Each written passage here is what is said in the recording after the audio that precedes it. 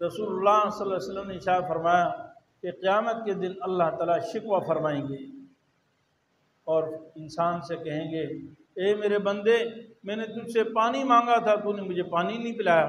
इंसान कहेगा, ए अल्लाह, आप तो रब्बुल आलमीन हैं, आपको मैं कैसे पानी पिलाता। फरमाया, फलाना मेरा बंदा तेरे पास आया था, उसने तुझसे पानी मांगा था, तूने उसको पानी नहीं दिया। अगर तू उसको पानी पिला देता तो उसका बदला आज तू यहाँ मुझसे ले ले।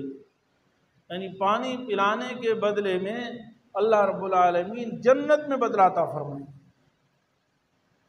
एक हदीस में आता है कि जिसने दुनिया में किसी मोहताज को कपड़े पहना दिए, अल्लाह ताला जन्नत के सब्ज़ लिबास, जन्नत का आली शान लिबास होगा, उसको पहनाएगा।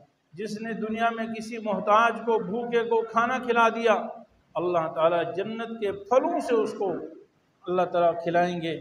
और जिसने दुनिया में किसी प्यासे इंसान को पानी पिला दिया, अल्लाह ताला क़यामत के दिन जन्नत की मखसूस शराब जो मोहर बंद